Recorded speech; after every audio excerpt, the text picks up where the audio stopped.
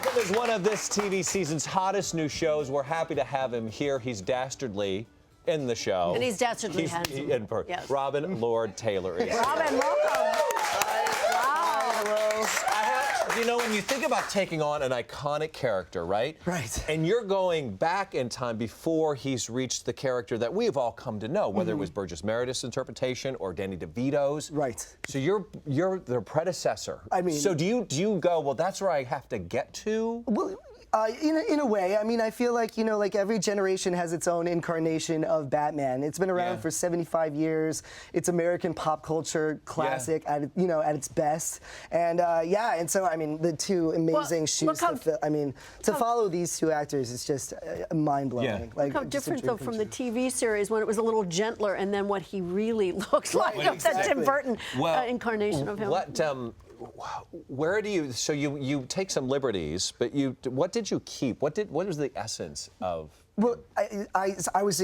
They used to air reruns of the original Batman series after Scooby-Doo. So after elementary school, I watched every single episode. So I was very familiar with Burgess Meredith. And then, of course, I've seen Batman Returns a billion times. Sure. And then, but like one thing that they, you know, I feel like I have my own ownership over the character. But yeah, one thing I did take from both of them is just their sheer glee, like their fun that they had, you know, with playing this character and just bringing the Penguin to life. You know, like despite the way he looks, he's learned that he needs to be charismatic. He needs to be like, you know, and that's how he manipulates people, is that he needs to like sort of get them on his side so that he can then use them, you know, against each other, and then he can come out on top. So yeah, just the sheer glee that they brought to the characters. That's what I drew from. Yeah. How did you audition? What did you have to do for your audition? The audition was, it's so funny. It was like, it's the most intense job, you know, that I've ever had, and one of the highest profile things I've ever auditioned for, but it was like also strangely simple. I mean, I had no script. There was no, it was like the untitled Warner Brothers project or something, so I didn't know what it was. It was a fake scene with fake names, and then the night before, my agent called me and she was like, oh, by the way, it's Gotham. It's the origin story of Batman. You're auditioning for the Penguin. And I was like, okay, but I had already, like, you know, I'd already worked on the thing and I made my choices, and I just was like, I'm gonna go in and do my thing, and it just worked out. And trust, and exactly, and here we are. Well, I would think that your acting classes at Northwestern University, when you studied animal behavior, what made you decide to take animal behavior or acting class? You did that for your acting class? Yeah, for acting class. It was part of the curriculum. Like at Northwestern, you're in the same class for 3 years, sophomore through senior year, and so you know we studied all different types of techniques and everything. And one quarter we spent on animal work, and it's just, you know, it's like as like I mean, you could be anything. Like people were deer and people were dogs. Do they assign things to you? No, they don't actually. You're sort of able to. Well, certain teachers do. Ours did not. Like we were able to choose one. And I chose an owl randomly. I have a bird thing. My name is Robin. I don't know. Okay, Robin.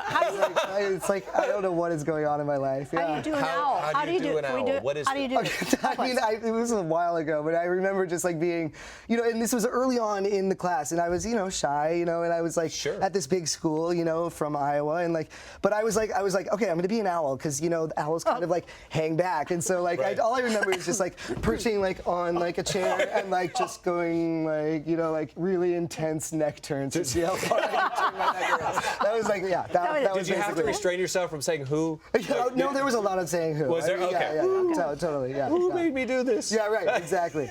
Right. All right, Carol Kane, the legend, is in this, amazing. right? Yeah, she plays my mom. Yeah, she's But brilliant. she also worked with Danny DeVito, right? Back in Taxi. Back in Taxi, and they're like, she's really close to Danny and Rhea. Like they're like best friends. And so, he played the pig. Like, did you get feedback? Does is he seen? Well, she comes to set and she says to me, guess who I had dinner with? And she talks like she likes to, you know, she kind of uses the voice, you know, even when we're off set, and like she's like, guess who I had dinner with last night? And I'm like, who? And she's like, your predecessor. And I was like, I was like, has he watched? And she was like, he very much likes you. Like he likes you. And then he was just doing a carpet, you know, at an event just I think yesterday, and someone asked him about my performance, and he like raved about it, and my mind. What validation? My brain exploded.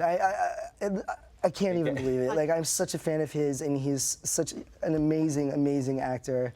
And just to know that he knows that I exist is like, again, what is my life? You know? What is happening? All right, so let's talk about your character. Where is he now? Because we're going to set up a clip and take a look at this. You know, as we start the series, you know, he's very low on the totem pole, but he has incredible ambitions. Like as we know where he ends up eventually. Yeah, right? Hello. He wants to run the show. And so, but you know, as we see through, as the series comes along, he's making steps, and where we are right now, he's kind of succeeding. And you know, it's not a smooth ride. Like you know, he's making mistakes. He's not perfect, which I love about the character. Like if it was a smooth ride, it'd be boring. Right, but right. you know, you know, he oversteps his boundaries, and you know, he finds himself torn between, you know, the two crime families. But yeah, he's still like. He's you making keep his way. the iconic walk. Yeah. Or waddle. Well, yeah, and it's funny, like, you know, it comes from a real place. Like Oswald's initial boss is Fish Mooney, who's played by the incredible Jada Pinkett Smith. And however, you know, because he wants to run the show, he goes behind her back. She finds out and then not a good idea. Beats him. Yeah, really and badly. gives him a huge injury. And so that's where the waddle comes from. And so we've incorporated that into the story. Right? Yeah. What a great thing to create. Yeah, yeah. How do you keep that limp? I keep the limp. This is actually pretty funny. I mean, I feel like I'm talking about acting crap all the time, but like it's an old Stella Adler trick. I actually have a bottle cap in my shoe, and it's a nice little reminder. You know, we came back after hiatus and from between the pilot and coming back, and we shot this big scene, and it was with a bus in Chinatown and extras and insanity. Yeah. And I get back on the bus and I realize I completely forgot the walk. And I flipped out, and I went to the director, and I was like, and he was like, "It's okay, we'll fix it, we'll work around it, you're fine." Yeah. But then I was like, I can't ever do that again. And so then my wardrobe assistant, she was like, "What if we put something in your shoe?" And I was like, brilliant. And so it's amazing too, because like then like, you know, as the actor, like I can feel just a reminder of the pain that the character feels with every step that he takes. So here, teach me how to do this. Oh, okay, I have all a right. pain that I have to work with. Okay. Hey! Right. No, not you. Oh. I didn't mean that. Did you hear that? How do you? I So didn't when you miss put the that. cap, you put the cap up. Yeah, no, Spike not it? up. Okay. It's just, you know, it's a No, why water don't bottle you cap. put the cap up? Go ahead. Yeah. So you turn out, you know, you have to work Okay. on your ballet training, turn the right one out. The right one, And then, okay. you just, every step, it's just. It's one of those. It's just one of those. It's like, it's Sadly, a lip, that's the way I essentially. normally walk. It's just age. There's no bottle cap right. involved. with that. Exactly, yeah. But that's how you have to do it. Yeah, totally. It's it's Wow. one of those things. I Yeah. think you should put. Yeah. Perfect. There. Yes, there it is. Wonderful. There it is. All right, wonderful stories. Thank you so much, guys. It's such a fellow pleasure to be Iowan here with you both. Check out. When we come back, we're going to test all your knowledge from Gotham City gadgetry. So don't miss this. Don't go away. We're coming right back. Nice.